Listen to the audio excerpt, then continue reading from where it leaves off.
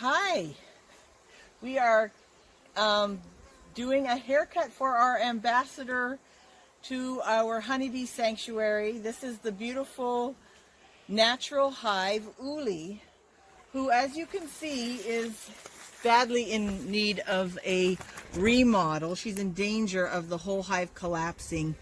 Why don't we show you Uli? Isn't she wonderful? She's truly an ambassador. We have neighborhood children who come to see her, school groups, adults. When we bring groups to learn about natural beekeeping, we first visit Uli, and people can see and learn about what constitutes this superorganism, which is actually one being made up of tens of thousands of individual bees. They have one queen. Uli has one queen, and we're going to be real careful not to injure the queen. If the queen in a hive gets injured, the bees, if they have an egg, a fertilized egg, they can make another queen, but they love their queen and they will mourn her, and we want to make sure that everybody stays happy. So I use smoke, not so much because the bees are aggressive, but to move the bees away from the areas that I'm going to be trimming. We're giving Uli a haircut in preparation for removing and replacing this top structure, which is where most of the honey is stored. So anyway, here goes. Wish us luck. So I'm just going to move the bees to that side and start to cut away the combs here. When I get to what's called the brood, which is where the babies are growing, I'm going to try to stop and cut around that. Now this right here is mostly empty comb, or it might have honey on it. We'll take a look. Just bees. Little worker bees at the moment. She went into my shirt. I'll let her out. And I'm just going to put the comb pieces there so that as I do this, the bees will move away from this comb so I don't hurt them as I'm removing it.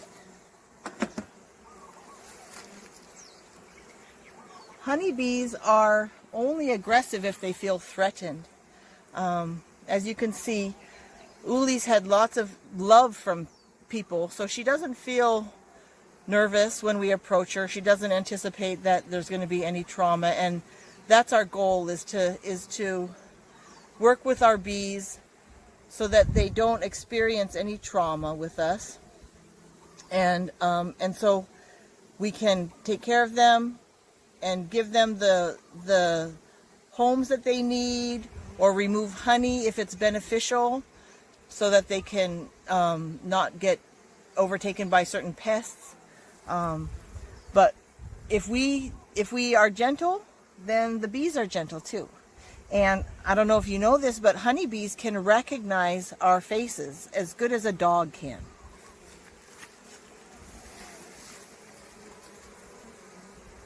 So I'm just gonna, I've smoked them away, just gonna remove the comb.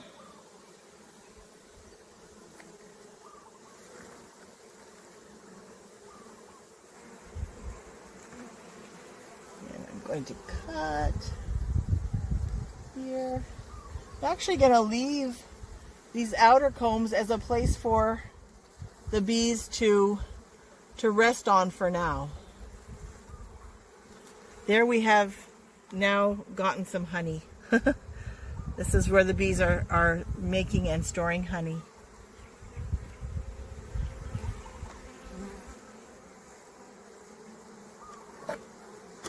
And I'm going to move the bees on this area back, further back.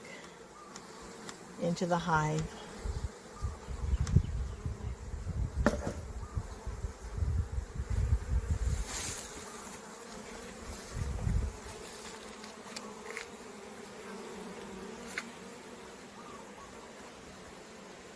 Bees are so generous. Whoops. We don't want anybody to get hurt, so it's best if we gently move them out of the way. And now I'm starting to see some babies on this comb that's being exposed. Okay, sweethearts. If I find the queen, I may put her in a cage temporarily just to make sure that she doesn't get into an area that's collapsing or something.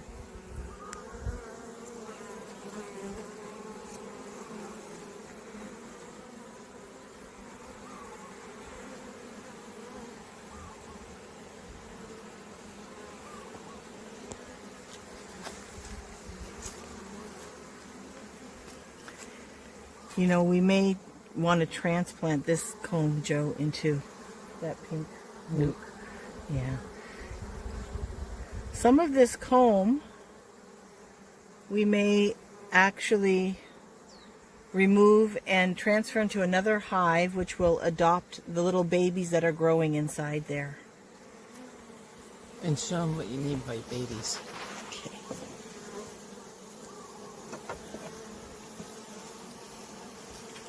So you might have to do a close-up here. So here we have what are called capped larvae. These are actually boy bees called drones, these large ones, and the smaller ones are the worker bees, which is mostly what you see. These ones are going through metamorphosis. Here's somebody feeding a larva. If you look inside, there's little white worms. Those are the larvae. And these bees are all taking care of the larvae. They're feeding them, checking on them, and making sure that they're all warm and growing nicely in the hive. When they get old enough, the little larva will spin a silk cocoon inside there, just like a caterpillar, and it'll go through metamorphosis, and then eventually, these are going through metamorphosis. Eventually, it will chew the cap off and hatch out as a grown-up bee. This is all capped worker larvae here. So again, I'm going to move the bees away, trying to find the edges of where this other piece comes in and leave some on the sides for the bees that are going to be without. There's so many bees here, right? You need to have a place for some of them to stay. And we're going to let them suck up that honey and come back.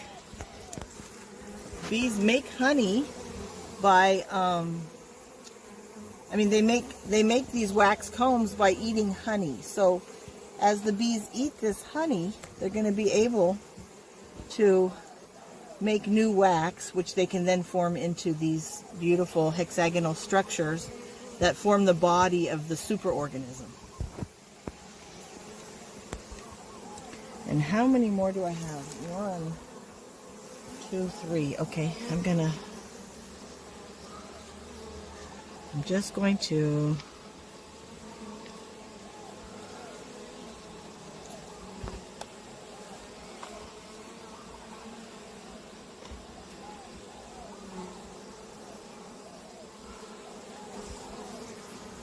see, I really don't want to hurt any bees. Sometimes I have to hurt the larva though.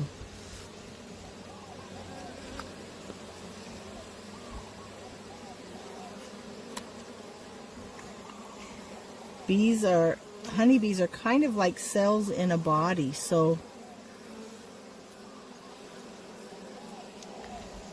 those bees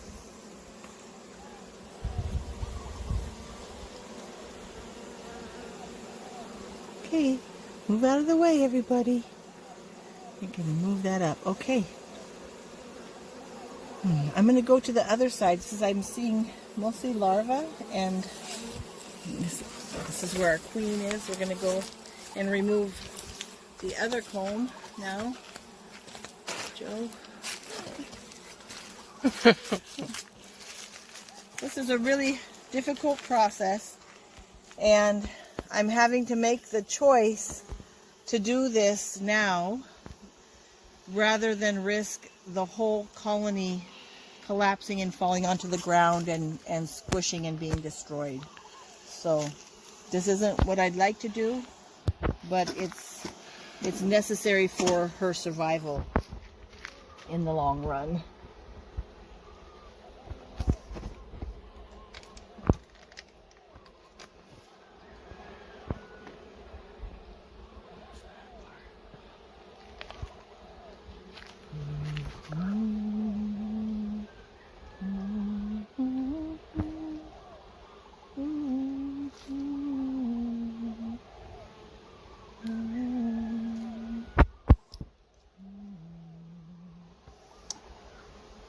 You see how this comb is real dark? Oh wow, that's so beautiful inside there. This comb is dark because the bees have used it for a long time to store honey or make babies. In the wild, these combs would eventually fall down, or the bees would move to a different location or move over. This is how we see the bees, the wild bees, in the caves here, inside the lava tubes, and they hang their combs from the top of the caves. So over time, the combs get dirty, and the queen doesn't want to lay in them anymore. So every so often, we do come in, and part of our practices is to remove them the way combs would normally just fall in the wild and be renewed. The bees would build a new one, a fresh comb, so the queen has a brand new clean place to lay her eggs. What you're seeing here is what's called bee bread. So bee bread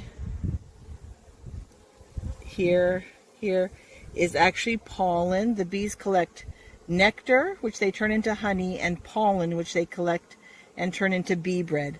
Honey is the carbohydrate or energy food of the bees, and pollen is mostly fed to the baby, or the bee bread is mostly fed to the babies, because that's the protein that allows them to grow up.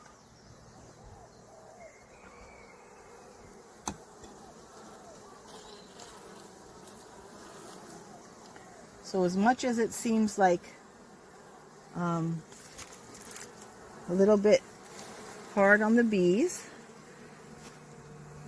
just like our skin cells need to be renewed, and they renew themselves, so the honeycombs, it's helpful for the bees ultimately to renew the honeycombs so that they don't become full of disease.